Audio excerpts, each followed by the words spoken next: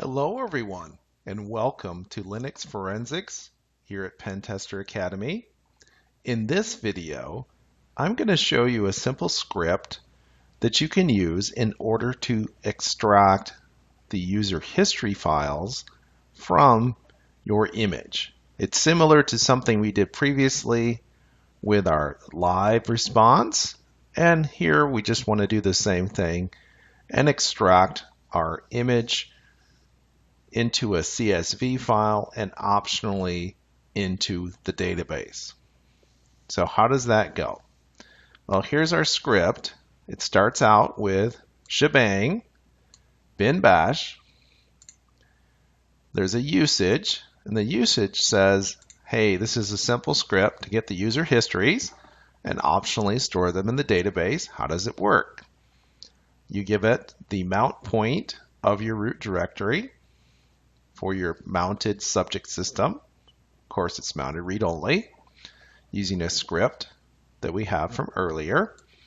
And if you give it a database name, it will try to import this information to the database as well.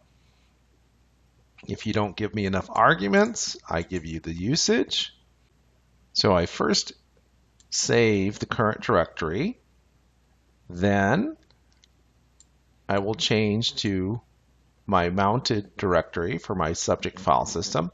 This is to avoid having the local mount point prefaced onto each entry for the file names.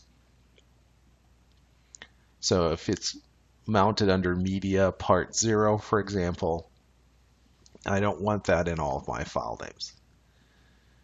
So I will find in the home directories only files, please. And here's my regular expression. My regular expression says I want something under home that's a username, which is consisted of these characters and one or more of them. And then I have bash history. If I find such a file, I will exec awk on that file. So awk, I have my awk command right here, and my awk command says print out the name of the file, semicolon, and then print out that line from the file. And remember that the empty curly brackets is the name of the file. So this prints the file name, and then it prints out a semicolon, and then whatever is on each line of the file. This semicolon ends that exec command. And then I pipe this to T, and what T does is it T's the output to both the screen and to a file. And I store this in temp history CSV. I do the exact same thing for the root user. And notice that for the root user, I give T a -A option, which says, please just append to this file. Don't overwrite it. Otherwise, you would have just the root user's bash history if it exists at all. I then change back to your old directory for you. Now, if you gave me a database name, then I will first of all change the ownership on this file to MySQL. And the reason I do this, I found that sometimes you have trouble importing the file if MySQL doesn't own it. It will actually give you an error saying I can't read the file or I can't find the file when it's very clearly there.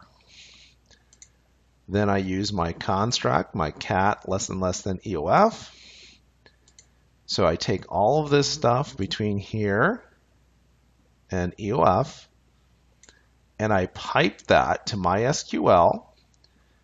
I connect to whichever database you told me as root, and I prompt you for a password. I first create a table, and then I will load it.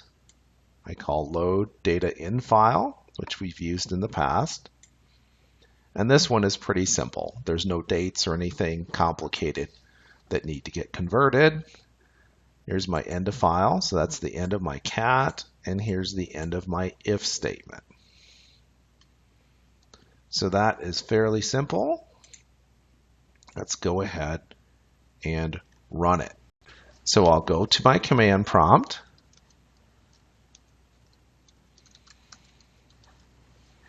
Some of these commands I'll need to run as root.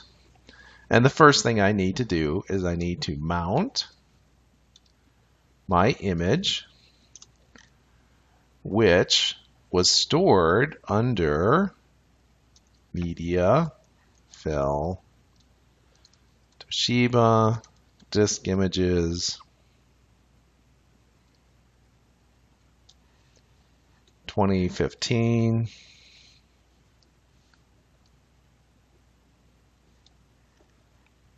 .39 IMG, and sure enough, it's been mounted. In fact, it's even come up here in my file browser. Go ahead and I'll close that. And I can verify that it was successfully mounted using mount. And I see here it is, mounted read-only, no access time, updating. And it was ext4. So now I will go ahead and run my script. So it's get histories. I've mounted this at media part 0, and I will connect to my database case 2015-39. It does its thing, and now prompts me for my database password, and it does what it's supposed to in the database. And if I go to my database, I can see there's a new table called histories, and I can do a select from it.